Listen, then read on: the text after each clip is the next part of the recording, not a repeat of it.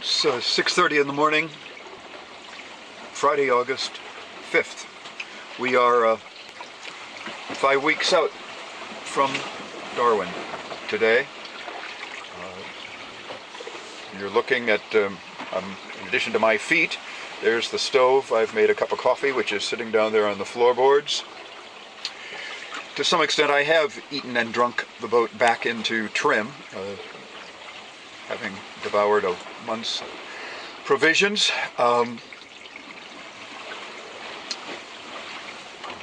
May not look like it up there, but it's better than it was. Last night was a worrisome night. We're having kind of a tropical wave of moisture pass through, even though we have moved just beyond the tropics. We're just maybe 5-6 miles south of the Tropic of Capricorn. Winds about 20 knots, rain, total darkness early in the night. You could not distinguish the sea from the sky, could not see a thing. And we were close to an accidental jibe all the time. That's one of the problems with sheet-to-tiller self-steering on a very broad reach. And I slept in my foul weather pants and shoes, so that if I had to get on deck, I could do so quickly.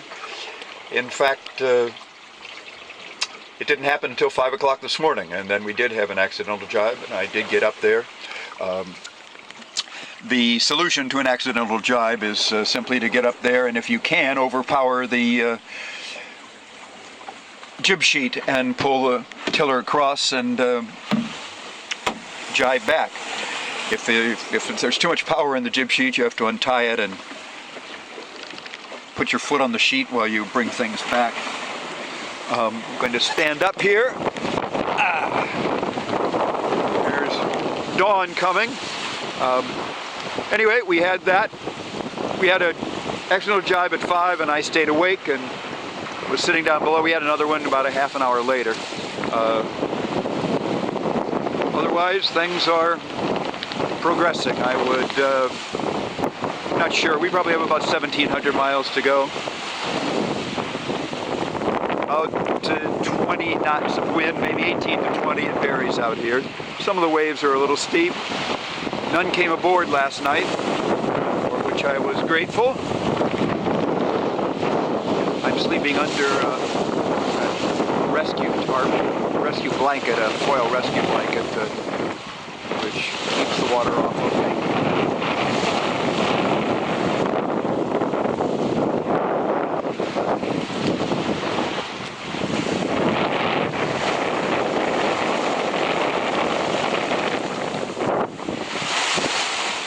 There's the jib sheet coming down, going across the cockpit and then to the tiller.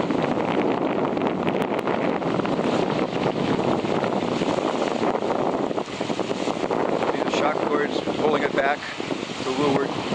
It's a matter of balance, how much tension you have on the shock cords, how much tension you have on the jib sheet.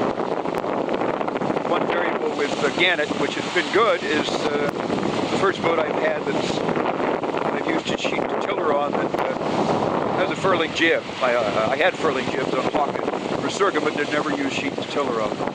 And controlling the size of the jib, of course, controls the amount of power that's